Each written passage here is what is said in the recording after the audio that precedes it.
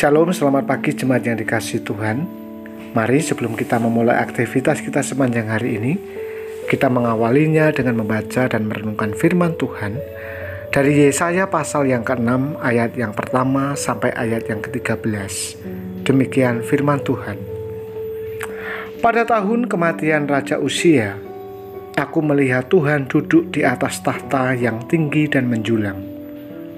Bagian bawah jubahnya memenuhi bait suci. Para serafim berdiri di sekitarnya, masing-masing mempunyai 6 sayap. 2 sayap untuk menutupi muka mereka, 2 sayap untuk menutupi kaki mereka, dan 2 sayap untuk melayang-layang. Mereka berseru bersaut-sautan, "Kudus, kudus, kuduslah Tuhan semesta alam. Seluruh bumi penuh kemuliaan-Nya." Maka bergoyanglah alas ambang pintu karena suara seruan mereka, dan rumah itu pun penuh dengan asap. Lalu kataku, "Celaka aku binasa, sebab aku ini seorang yang najis bibir, dan aku tinggal di tengah-tengah bangsa yang najis bibir. Namun mataku telah melihat Sang Raja, Tuhan semesta alam." Lalu salah satu serafim itu terbang ke arahku. Di tangannya ada bara yang diambilnya dengan sepit dari atas mezbah. Ia menyentuhkannya pada mulutku serta berkata, "Lihat, bara ini telah menyentuh bibirmu. Maka kesalahanmu telah disingkirkan dan dosamu telah dilenyapkan." Lalu aku mendengar suara Tuhan berkata, "Siapakah yang akan kuutus? Dan siapakah yang mau pergi untuk kita?" Sautku, "Ini aku, utuslah aku." Kemudian firman-Nya, "Pergilah dan katakanlah kepada bangsa ini, dengarlah sungguh-sungguh, tetapi kamu tidak akan mengerti. Lihatlah sungguh-sungguh, tetapi kamu tidak akan memahami.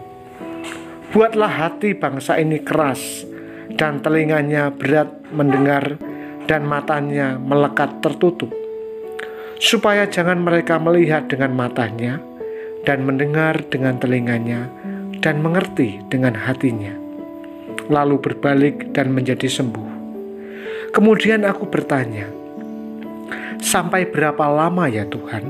Lalu jawabnya, "Sampai kota-kota menjadi puing tanpa penduduk, rumah-rumah tanpa penghuni, tanah telantar dan sunyi senyap. Tuhan akan menyingkirkan manusia jauh-jauh, sehingga di dalam negeri banyak tanah yang ditinggalkan.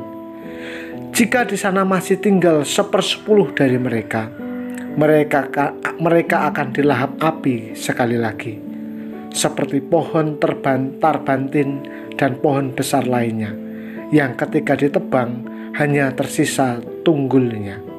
Tunggul itu menjadi benih yang kudus." Amin. Jemaat yang terkasih, ada beberapa hal yang dapat kita pelajari dalam pasal ini. Pertama, melihat kepada visi surgawi. Jika kita hanya terjebak pada fenomena yang kelihatan di dunia ini, kita akan jatuh kepada sikap menyerah dan bingung. Visi surgawi yang dilihat Yesaya menunjukkan bahwa Yahweh atau Allah adalah Raja yang agung dan kudus, mulia dan indah. Bahkan para serafim senantiasa memuji-muji Allah yang suci itu. Hidup kita haruslah seimbang, bukan hanya melihat kebobrokan dunia, namun juga melihat pengharapan ilahi. Kedua, kita tidak dapat juga melarikan diri dari dunia dan hidup hanya melihat ke atas. Yesaya dipanggil untuk masuk ke dalam dunia yang bobrok dan menyampaikan pesan ilahi itu. Ia memahami keadaan dunia yang bergumul di sana. Namun pergumulannya adalah berdasarkan penugasan dari Allah sendiri. Lalu ketika bangsa Yehuda tidak dapat lagi mendengar suara Allah, Allah memberikan penghakiman dengan membuat tanda, membuat mata, telinga, dan hati mereka kehilangan fungsinya. Sampai berapa lama? sampai para pembuat kejahatan itu mendapat ganjaran yang setimpal. Ini adalah sebuah penghiburan sejati. Nah, apa yang dapat kita renungkan? Tuhan adalah Raja yang sejati. Hiduplah beribadah kepadanya. Bukan hanya ketika kita di gereja, tetapi dalam seluruh aspek kehidupan kita beribadah kepadanya. Tutur kata kita, sikap kita, tingkah laku kita menunjukkan bahwa kita beribadah kepadanya. Mari kita berdoa. Kami mengucap syukur kepadamu ya Bapa, karena pagi hari ini kami boleh menikmati anugerah dan kemurahan Tuhan. Kami boleh menikmati nafas hidup. Kami boleh berkumpul bersama dengan keluarga di pagi yang teduh ini. Dan pagi ini Tuhan, kami mau berdoa untuk jemaat Tuhan yang ada di GKMI Salatiga, yang mungkin saat ini sedang terbaring lemah dan sakit. Tuhan, kiranya Engkau memberkati dan melawat mereka, menjamah mereka dan menyembuhkan mereka. Bapa, kami juga berdoa untuk bangsa kami yang sebentar lagi akan mengadakan pesta demokrasi. Tuhan berkati supaya jalannya pemilu nanti berjalan dengan kondusif dan aman.